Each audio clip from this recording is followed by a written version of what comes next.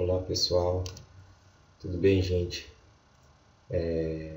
Vamos para mais uma aula de arte, certo?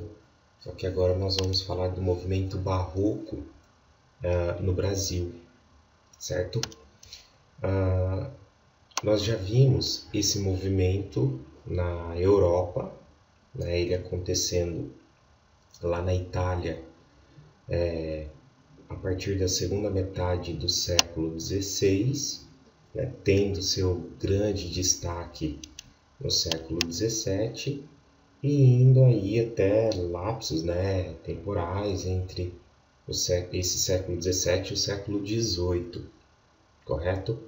O movimento barroco ele vai surgir na Itália, né, para ser mais específico, na cidade de Roma. E por que isso? Porque esse movimento, na verdade, ele foi lançado através da Contra-Reforma. A Contra-Reforma, que foi uma oposição à Reforma Protestante, né, que tinha marcado lá o Renascimento. Então, esse movimento ele surge, né, por consequência então, dessa Contra-Reforma que fora lançada pela Igreja. E a arte barroca ela pode ser resumida, vamos dizer assim, em duas palavras, né? O excesso e o exagero. Tudo que foi produzido pela arte barroca, ela foi produzida em excesso, ela foi produzida em exagero, para tentar causar todo um impacto, né? Poder chamar a atenção das pessoas e buscar o espectador por meio do sentimento, por meio da emoção, que é, né, uma das principais características, vamos dizer assim, dessa produção artística barroca. E aí ela vai acontecer pela Europa, tanto em países católicos quanto em países protestantes.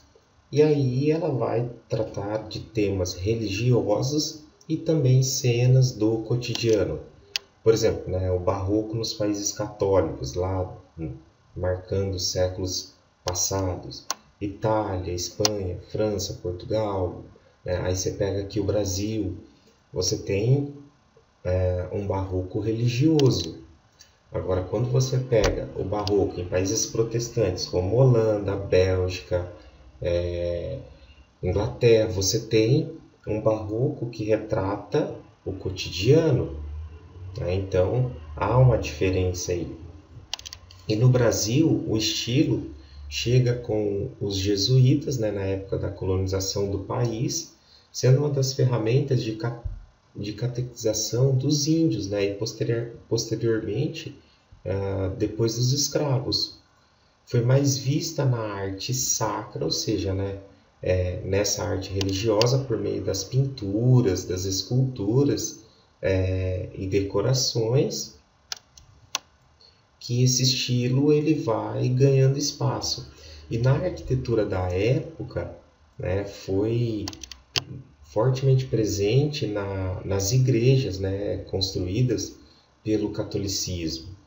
A arte barroca foi tão utilizada no Brasil que em pouco tempo surgiram no país artesãos que vão seguir esse estilo. Né? Então, você vê que no Brasil ele foi ganhando uma força muito grande.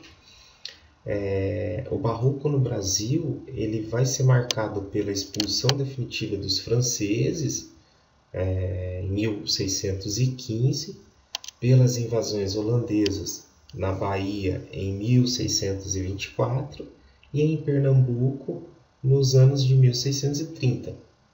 O Nordeste passa por rápidas mudanças econômicas, né, por meio do contato com os holandeses até sua expulsão lá em 1654. Com o declínio da cana-de-açúcar, a hegemonia econômica, gente, transfere-se para Minas Gerais, onde a extração de minérios, outra fonte de riqueza, tá, que contribuiu para o desenvolvimento econômico, o movimento ele vai começar a ter destaque. Tá? Então você começa a perceber que o movimento barroco no Brasil ele vai ganhando espaço, né, de acordo com essas mudanças econômicas, tá, que vão estar acontecendo.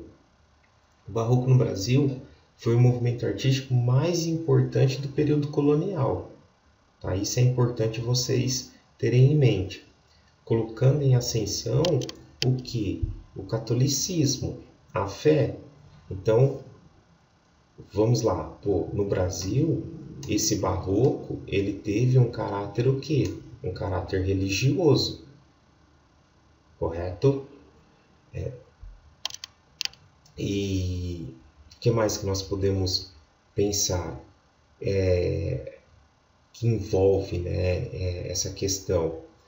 O barroco, ele, por mais que ele tenha todo um caráter religioso, você também vai encontrar ele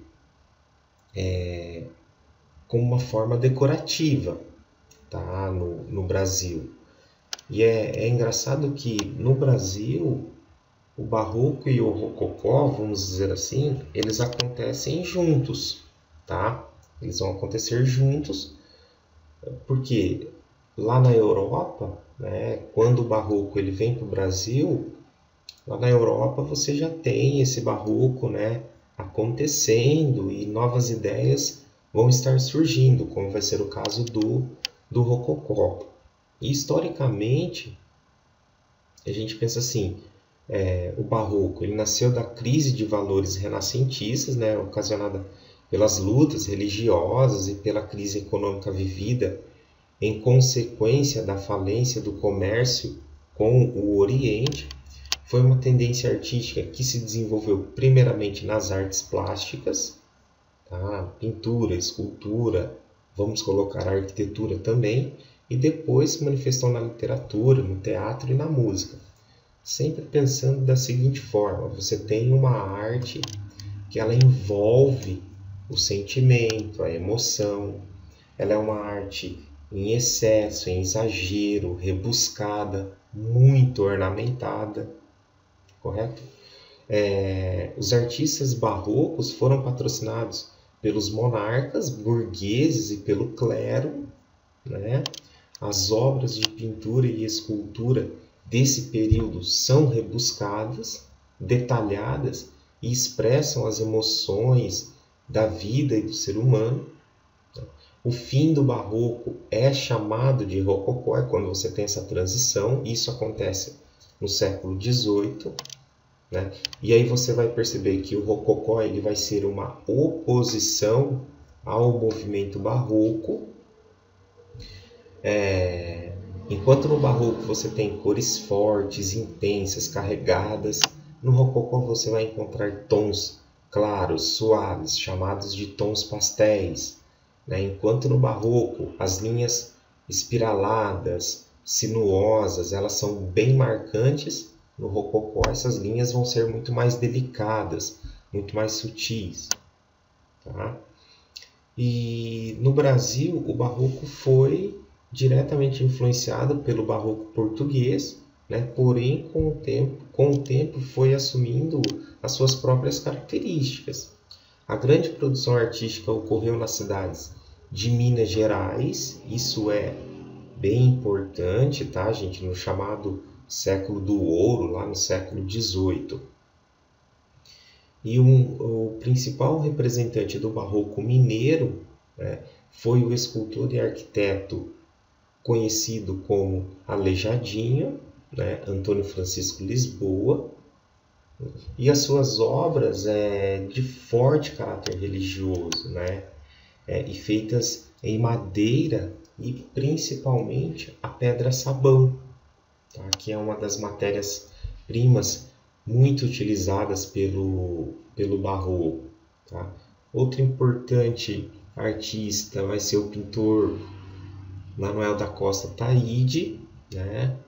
E um outro escultor chamado Mestre Valentim. Tá? Então, quando você pega o barroco no Brasil, você vai ter um caráter um caráter religioso, né? Acaba exercendo, né, um caráter didático. E uma coisa importante, ele vai acontecer por várias regiões do nosso país, né? Você tem o barroco acontecendo nos estados Minas, Rio de Janeiro, Pernambuco, Bahia, estado de São Paulo. Você tem o barroco no Brasil, ele se destacando nesses estados, nos 4 estados, Minas, Rio de Janeiro, Pernambuco e Bahia, por conta da extração do ouro, né, o minério, e pelo cultivo da cana-de-açúcar. Então aí esse movimento ele teve forte destaque, correto? Dos artistas, nós temos o Aleijadinho, né, que é um ícone com as esculturas, com o entalhe, né, a pedra, ele trabalhando com a madeira, ele trabalhando com a pedra sabão, tá? Retratando as figuras religiosas e buscando, gente, na representação desses personagens, o tipo físico do povo brasileiro, tá? Olha que legal aqui nesse esquema, a maneira como ele trabalha com os olhos, né? Amendoados, influência da arte chinesa vinda de Macau, a barba encaracolada e dividida, né, em 2 partes. A partir desse queixo, você vê que tem um queixo furado, o personagem, isso vai ser uma característica. Sobrancelhas, né, contraídas e em formato de um V. Percebam que os personagens dele sempre vai ter essas características, tá? A roupa, o bigode, então sempre trazendo esse ornamento, esse detalhe, tá? A via sacra, que você encontra na cidade de Congonhas do Campo. Então o Aleijadinho ele vai ser um ícone aí da nossa escultura. E aí as igrejas que vão marcar, né, o estilo, né, no Brasil, principalmente nessa arquitetura. E quando você tem a oportunidade de chegar dentro de uma igreja barroca brasileira, você vai ver que tem muito entalhe, muito trabalho feito em madeira, em pedra-sabão, revestida, né, ornamentada, decorada com ouro, né, como uma forma de você mostrar aí essa valorização, né, religiosa e o poder das pessoas e da igreja. E o mestre Ataíde na pintura, que é um ícone, né, que é uma figura bem importante. Ok?